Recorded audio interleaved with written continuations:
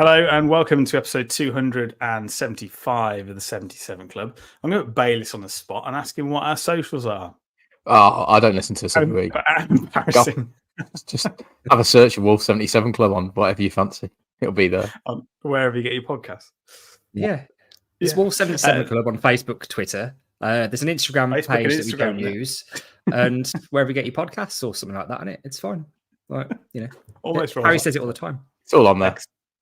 Well, Harry's having internet trouble, which I'm sure is going to shock everybody who listens to the podcast on a regular basis.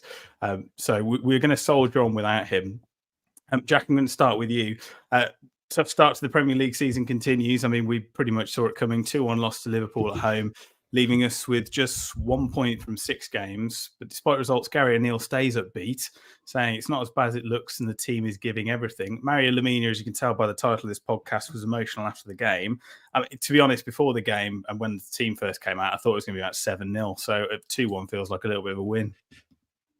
Oh, I don't want to get into that frame of mind where we lose till 2-1, but it feels like a victory. But it's a little bit Groundhog Day, isn't it? Because I think a lot of us said on this podcast last week, it'll be just the same thing again, really. There'll be enough to give us hope.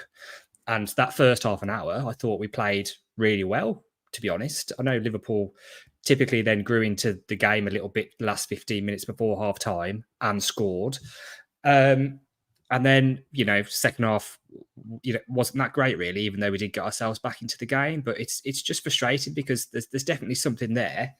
But particularly once we go like the start of the game, when we don't score when we're on top, which seems to be happening quite a lot, it then puts a lot of pressure on us and you just know what's going to happen. And Liverpool aren't going to be that bad or that contained for the whole game.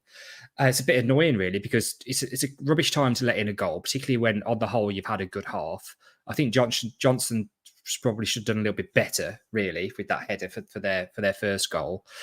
And then even from that, I said we're not great second half, but we get ourselves back into the game. And then the really, really frustrating thing from that is just that we're level for 50 seconds. And what do you do with that? Really, that's got to be something to do with mentality. And I don't really know who to call out apart from the manager, but there's a few things. And for me, against Villa and against Liverpool, there were 2 game-changing moments, and both of them were Semedo, which is like that's what old Bayliss would dream of. It would be Dan's wet dream for those 2 things to happen. But he's turned a corner a little bit with his views on him. But that one against Villa where he pulled out the tackle, which led to the equaliser, and then we get ourselves back in the game despite not being that great so far in that second half. And then within 40 seconds, that's it. And I think our heads are gone because we've given away a penalty and Liverpool are back in front. And a similar thing to recent weeks, I think the substitution is just, if anything, made us less dangerous. Like, I don't know what's going on, but I was quite pleased when Bellegarde went off because I don't think he had a great impact. But at the same time, who we brought on and taken off, Strand Larsen and whoever, I just don't. I think we just look a little bit toothless when we start to change it and go away from that original sort of part, that team we had in the first half. But I get why it's frustrating, and I know we've had tough fixtures. But as I said last week, I'd expect us to have got more than we've got from this, and it's a little bit worrying. On the plus side, like I was just surprised that if we'd won on Saturday, we'd have been out of the relegation zone. So one win can change everything at this stage. So I don't know. I know people's patience are starting to run out a little bit, and I agree with that. But, who do you get upset with? Do you get upset with the players? Do you get upset with Gary O'Neill? Do you get upset with the board or each other? I don't know, really. But well, it did seem, didn't it, Bayliss, like, that it is starting to affect the players. I know that Lemina was talking about mentality. I think the problem that we have is, pretty much getting to the end of the first half thinking, actually, we've kept them at bay here. Lack of concentration from Sam Johnson, really, who made a cracking save off Szoboszlai just before that. Because you think he's just got to do better, don't you? I don't know. Keepers always get talked about when there's something in it, but he's made a good save just before, so that's evened itself out a little bit. I don't know. It's frustrating, that game, because we probably did enough at times that with a bit going our way, we would have got a result out of it. But this is the point where the players have to make themselves stand up and be counted. We've had an incredibly tough start. There's no doubt about that. All we've got to do now is see who's got the grit and the bottle and want to play and fight for that first win. And, the sooner the better, but it might still be a bit longer to wait if we don't get something at Brentford. So, I don't know. We just seem at times, it's a little bit sort of all fart, no poo. We do the right things. We play quite well, but then we're still getting 0 points, or we concede a sloppy goal, or something doesn't go our way. So that's got to turn around pretty quickly. Let's have a look at the comments. Michael says the Brentford game is huge now. I mean, we've said, is it a must-win for Gary O'Neill, Jack? But we'll just stick with the Liverpool game for a second. I think you're pretty bit harsh, I thought, on Semedo last week when you said he should have done something, put in a tackle, even though he's on a card when Villa were going through. He's done something which you'd say is doing something when it looked like a through ball was going to go through and he's given away a penalty. He can't win, can he? You're the new Bayliss. Oh, no, I think he has to just do something correctly in those game-changing moments. Right, okay. So I have high standards. And Yeah. I think we've looked better since Semedo came back in from his suspension on the whole. But it sticks out for me in my head because I was fuming with that when he pulled out that tackle against Villa. Like, if anything, risk it and just take him down and hope that you don't get a second yellow rather than just do nothing and pull out so weakly. And then Josh has just got the best of him, hasn't he? So he's got to do something. But these things are going to get picked up, particularly when it's for Liverpool. It's one of those, isn't it, where I don't know if I was being honest or in the group, but do you think we'd have got that penalty given by the ref? Because it probably one of those that wouldn't have got overturned, would it? So it's one of those where I'm looking at it and thinking, I don't think he'd have given it first time, but maybe they'd have looked at it at VAR. But when it's Liverpool, I think it's going to get given. For our goal, I thought they were looking at it for a bloody long time, considering that I couldn't see any fault. I was like, I don't know what. I obviously sat in the ground. I didn't know what was going on. I was like, I don't know what they're possibly looking at this for so long for. Nobody did. It was one of those where everyone was a little bit confused about, well, what? Hang on, that goal's absolutely fine. There's nothing wrong with it. I mean, it's an error on their part, if anything. But apparently, they were trying to find a handball in it, but they're probably rolling it back about 15 minutes just to see if there was anything they could pull it up for. But yeah, ridiculous, really ridiculous.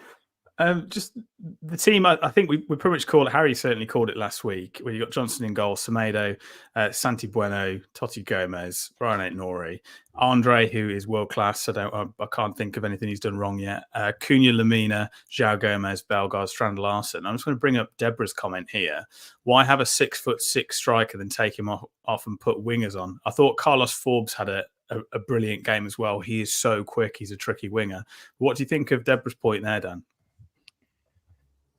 Oh, here he is. Harry Mansell's back. I sort of get it, but we haven't even looked like a team that are going to chuck balls into the box for him to throw his head at. So that's still a bit 6 of one, half dozen the other, because what's the point having him on there if we're going to try and play the ball on the ground and cut through channels? So, yeah, put wingers on, but if we've got no one that can cross a ball, there's no point in being there anyway, is there, to be honest? I'm going to try and bring in Harry, see what happens. What do you think of Deborah's comment there? Paul is saying pretty much the same thing. Forbes looked good and should start against Brentford, but just on Deborah's point there. What did Deborah say? Why have a 6'6" striker then take him off and put wingers on? We say this every week. Obviously, I haven't heard what any of you have said so far, so I hope I don't repeat anything. But I thought Forbes, I heard Bayliss mention Forbes, I thought he was really good when he came on. He technically got an assist, didn't he? Like, fell over the ball when he went to Aït-Nouri. Have you mentioned the Jota tackle yet? We were just talking about that. Jack reckons Semedo should do better. No, the one that Jota goes down the back of someone's on Lemina. Yeah. Oh, sorry, with you now. I thought that was a red card, but I can't remember at the time because, we'd had a few sherbets, haven't we? But looking at back on the replays, I'm surprised that weren't a red card. On the penalty, a bit soft, but I think Semedo has made a mistake there, to be honest. Yeah, agreed. It just comes down to lack of strength and depth. Because Harry, I turned to you when who was it? It must have been when Hwang came on, possibly. Yeah. And we looked at each. No, sorry, Santi Bueno went off for Tommy Doyle, and I was like, "Who are the centre backs? Who is playing centre backs?" And I think Lemina had gone back into that role. I couldn't make any sense of it. Yeah, it didn't look too bad, but was he centre half when he made that mistake where he nearly gifted Salah a goal? That was a bit of a dodgy moment, if you remember that. But it weren't too bad when Lemina was back there. It was just, I I don't know. I think we've said it hundreds of times on the day, Sam, after the game. I think because we expected to lose about 5-0. The fact we only lost 2-1, I don't think people were as harsh on the team than everyone thinks, really, because you'd expect us to get battered and we didn't. But it's another loss, isn't it, at the end of the day? And to concede so quickly after equalising was very disappointing as well. Harry, I just want to get your thoughts on Sam Johnson's performance. Sensei says Johnson's just terrible business from the club. Bloke's not even an upgrade on Sarr. 10 mil down the pisser. Mark Rhodes, Sam Johnson is not an upgrade on Sarr. Looked terrified every time he had the ball. Yeah, it's weird because I think in previous games before this, apart from a few moments, he's looked pretty good with his feet, but he was shaky.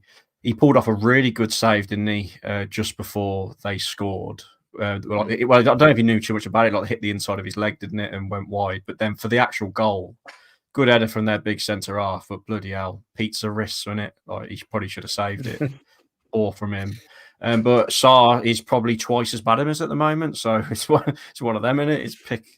Who's your pick? Or do we put Bentley in now? But it's yeah, it's a strange one. It's getting a little bit pantomime, which is pretty apt given that Mark Rhodes has commented. There you go. He's been saving that for weeks, I'm sure. Jack, what do you reckon Rodrigo's got to do to get in the team at all? Well, from what I've seen of Rodrigo, I think he's a player that, it's a bit more of a luxury, really. I don't think you can put him on, particularly if you're trying to defend a lead, and that's the problem. But going forward, when we are chasing a game potentially. But as I said earlier, I think it's probably right with Forbes. With the exception of Forbes, I don't think any substitution we've made really in the last few weeks of games has actually made any sort of impact. Particularly when you say Brenner went off and Lemina went to centre back and Doyle came on. I just thought there was just nothing after that. I mean, it was just frustrating to watch because everybody just looked either absolutely knackered or completely out of ideas. And it's kind of like we just accepted our defeat at that point because, like I said, what were we going to do? There was no target man up front anymore. Liverpool were going to defend and we just had nothing left to try and break them down. So, yeah, I don't know if Rodrigo Gomez is the answer. I don't think we've seen enough of him yet, really, apart from a few runs here and there in pre-season or against Arsenal in the very first game.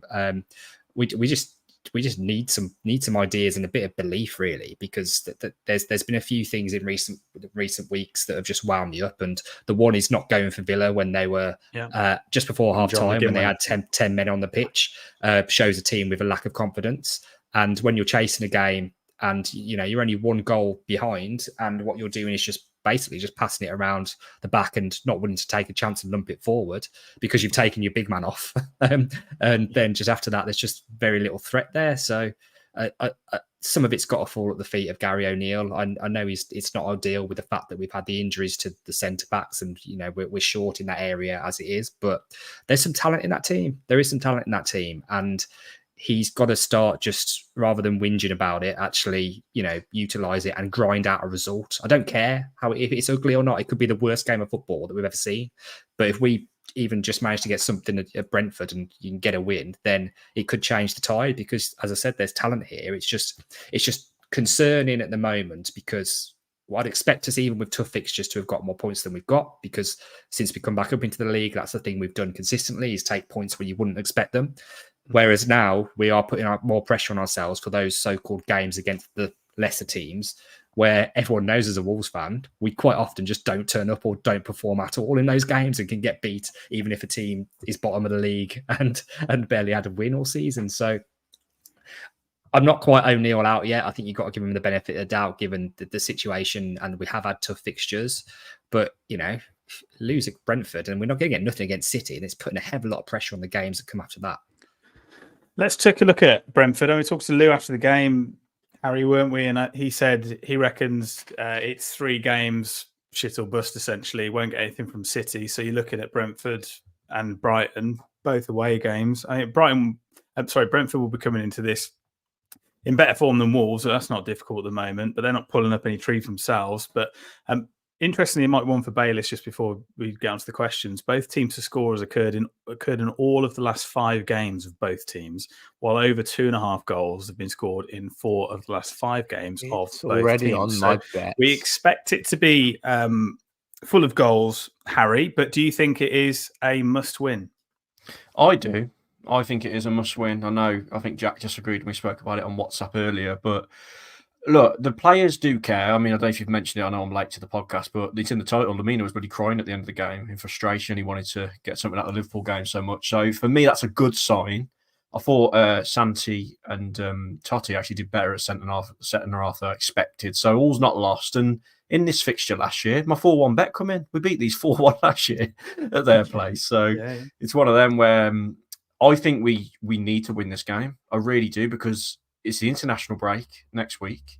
We haven't won, obviously, and I think it'll take a lot of pressure off Gary O'Neill. If we go there and draw, it'll be all right, but it'd be a bit underwhelming. But if we lose, I think it's a massive game for Gary O'Neill's career. I mean, you might laugh, but look at the perception from the fan base. A lot have had enough of him already.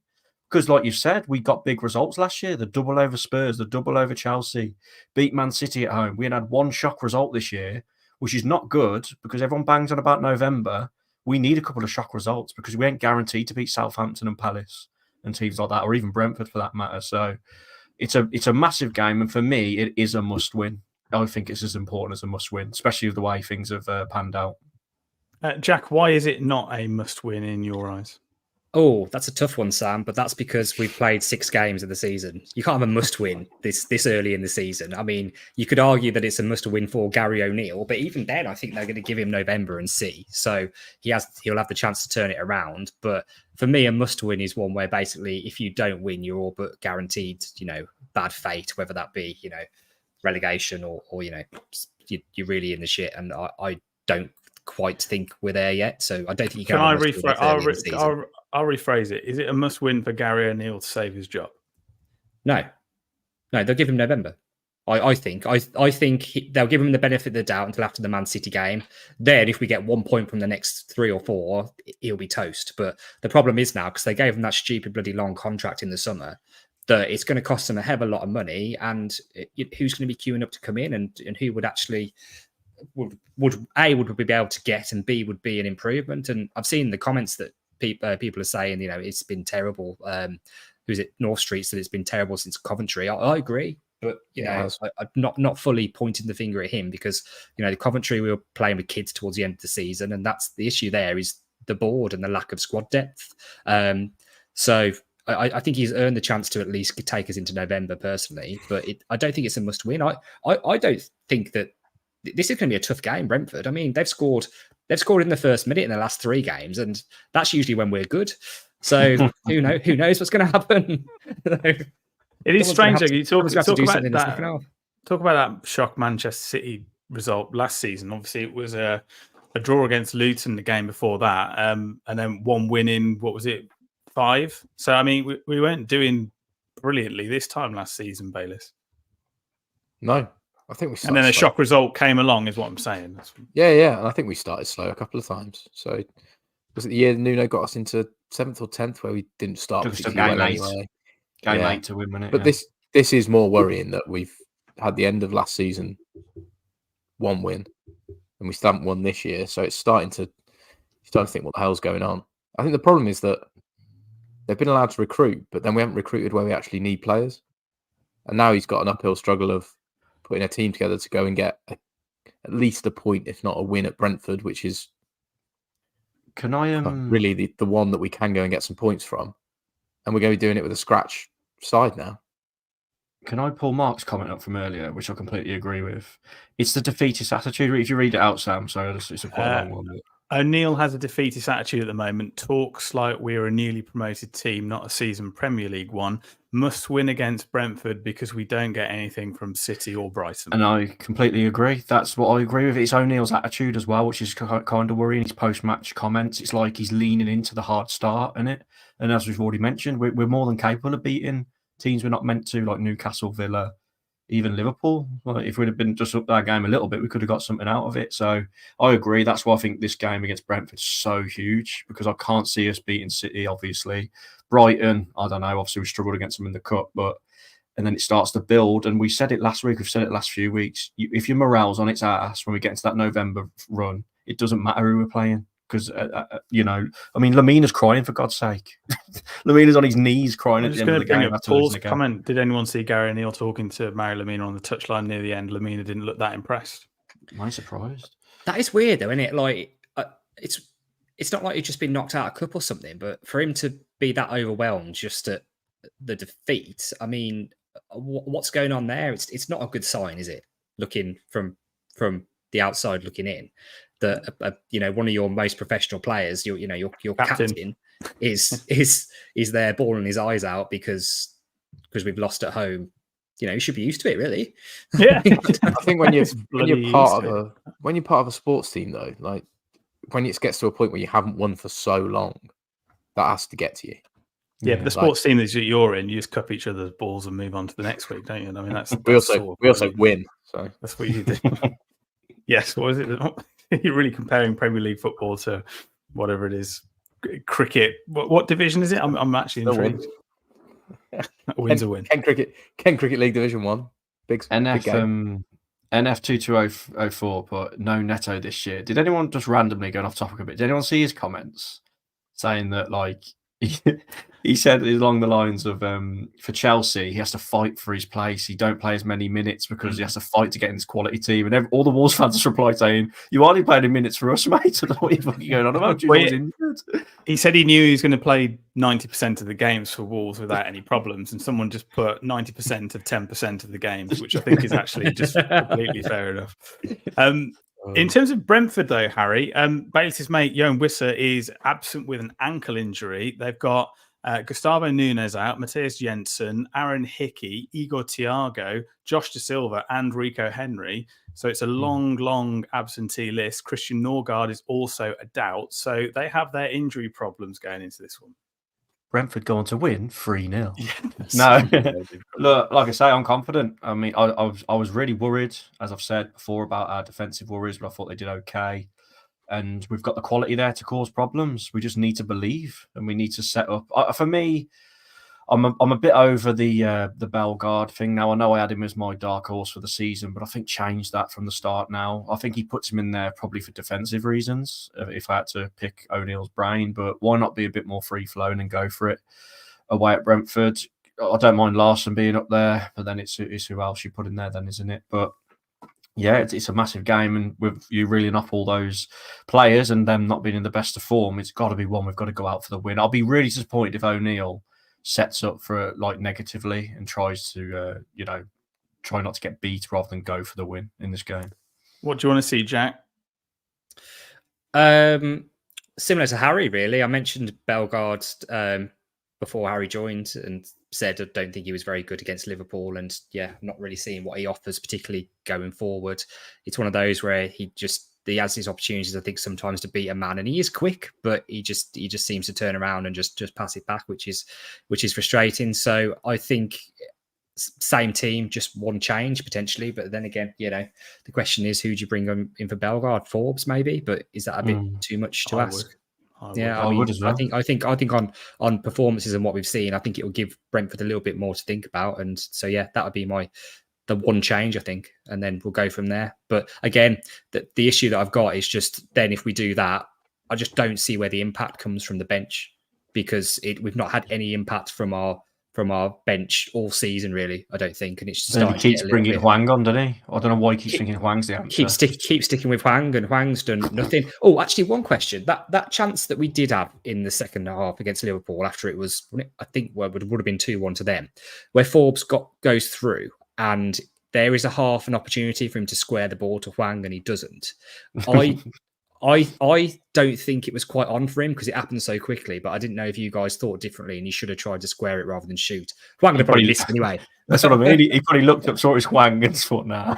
The way he's playing, bloody hell. No, I don't know. It is a bizarre one, though, is it? Like you say, the Rodrigo Gomez thing's weird, but saying that, he brought him on against Villa and he was shit, I thought. So it seems like every move he makes at the moment just don't work. And then he has to second guess himself the game after when he's making subs, when he eventually does, because he always leaves it late, doesn't he? He always brings Tommy Doyle on late, doesn't he? No matter what, with 10 minutes to go. That's another favourite move of his. But it'd be interesting because, like I say, big pressure and big decisions to be made. But he does seem to be just trying to stay with the same sort of team, doesn't he? Unless obviously they're forced to make changes through injury. This Bellegarde Cunha thing with the it's like a hybrid system, and like we say, I don't know, but I'd change it up personally. But he's being a bit stubborn, isn't he? He wants to keep playing the same way.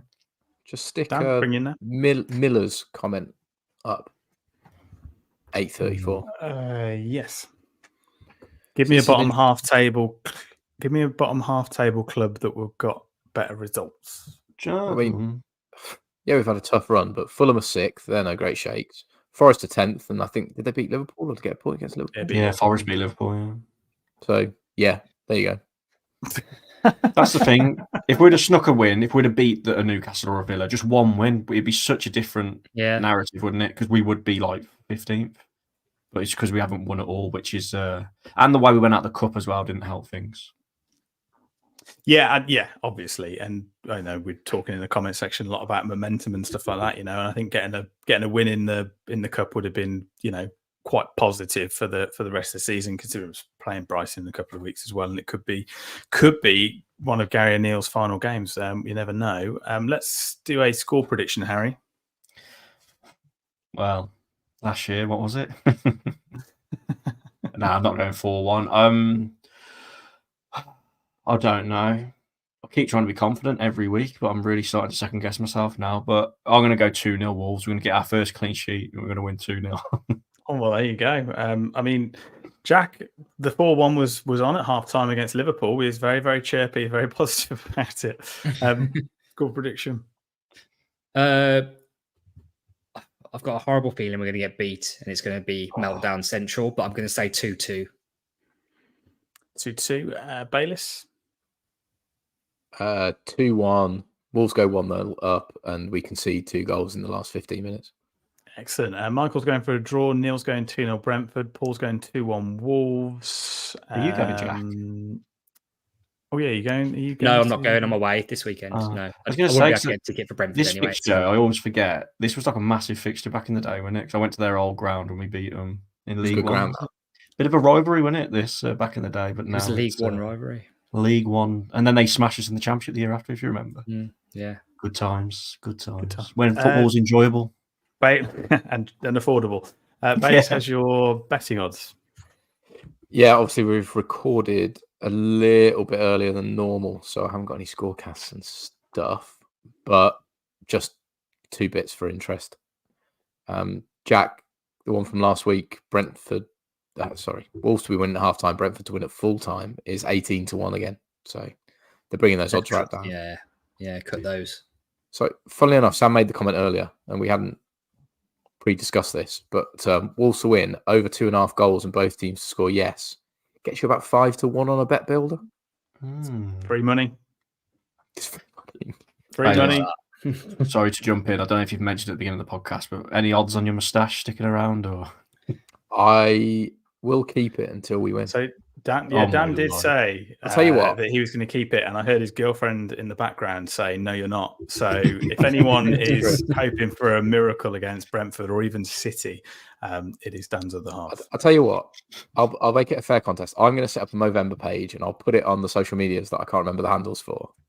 And if we can get over 100 quid going, because it's going to good causes. I will set that up as soon as we finish this podcast, because I reckon I would put in £100 just to see you have that. But I for what it's worth, I think we'll win at the weekend. I think we're due a change of fortune. I think we've had a really, really, really tough start, and that's been evident in the results. I don't think the performances have been tragic, but I think the comment section is still very much for Gary O'Neill being out. But I think that's all that. Comment section, is that all you agree on? Because I don't think anybody has sort of settled on who it would be to take over.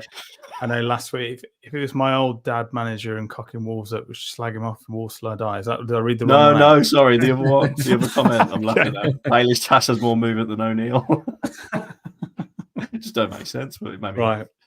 Well, look, let's leave it there for another week.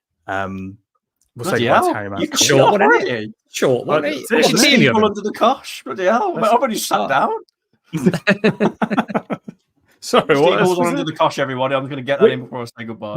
Which podcast is under the cosh? Which one is that? Who are the old players by this? Is it Sam Parkin? I can't remember. It's three blokes, so I don't really know. The one I recognise, Big Lad. I don't really watch Under the Cosh, but I'm told it's a really good podcast. But I did watch it this week because Steve Ball was on it. But as I said to you lot before I ran off and come back, his stories, all Wolves fans know his stories so well because he's done so many events. He does kind of go into autopilot a lot on the podcast, but they do go into some stuff I haven't heard him talk about. He talks about some away games he's been on because he goes to a lot of away games these days and things like that. So it's worth a listen. The comments were funny because it's just all other fans saying, I can't understand a word he's saying. Can you put subtitles up? But a lot of it was about him and Gaza from the 1990 World Cup and him not passing to him and things like that, which he spoke about so many times.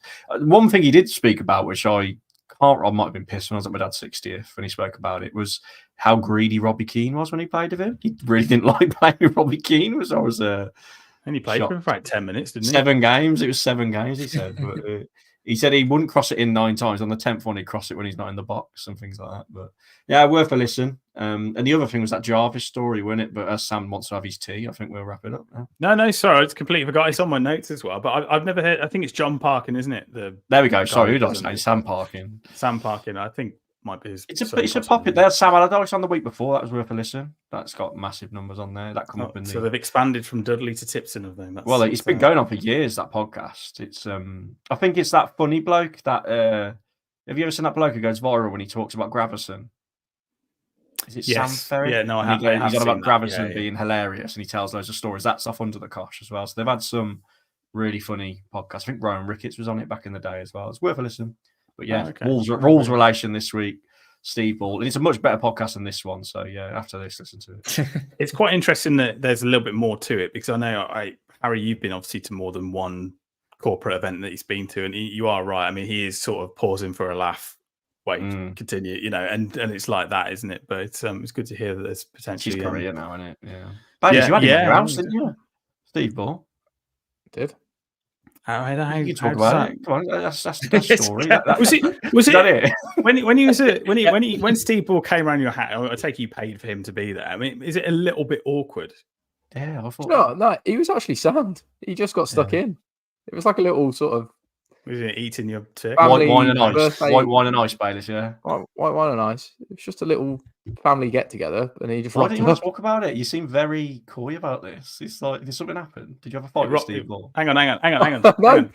Did he rock up, or did you pay for him to be there? Because I mean, I don't. Sorry. It's a birthday. No. He just rocked up because. But he literally did.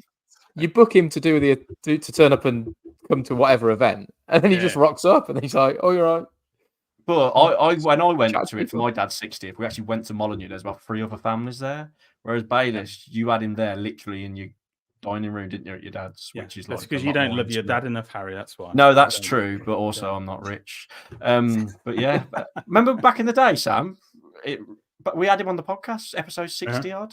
If I've guessed that right, that's amazing. But we actually went to one of his events, didn't we? It was it was in the championship, wasn't it? So there is a. Do you reckon you could dig that up? I think it's on SoundCloud, wasn't it? I can find that somewhere. Yeah, I'll find that. I'll put it in a link to it in the description of the video. But I think that is it. And I have actually eaten tonight, so I'm not even trying to get hang away. About whilst we're here, because whilst we've been talking about that, I've been signing up to Movember. Oh, and you can set it up. You can set it up as a club event. And obviously, Sam, you've got quite a big bushy beard. I don't think any of our listeners have seen your chin. I can't remember. And Harry Mansell, I fancy you'd look pretty tasty with a tash. What? Jack, don't worry. Absolutely not. Before you even ask. He could be here till next November. He'd have no moustache. I'd do it. Yeah, no sweat. Why not? What do you do? Just shave everything off apart from your moustache? Yeah. Yeah, don't like get you the did wrong last way week. Yeah, just the chin strap. We'll just get rid of everything. I'll tell you what, we'll continue the discussions offline, but anyone that wants to comment, either encouraging or discouraging, please do. Bayless, if Wolves win 4-1 against Brentford, I'll not only do November, I'll have grade 1 all over as well. I'll shave my head if it's 4-1. Absolutely. I'll look like what's his name? The one that Tom Hardy played, the prisoner. Charles Bronson. Anyway, we digress. I think we're boring ourselves to death here. Right, we'll say goodbye to Harry Mansell, who eventually turned up. Yeah, sorry about that. Thank you. Squadron leader Bayless. Goodbye. And Jack Williams. He cancelled myself. It's a goodbye for me.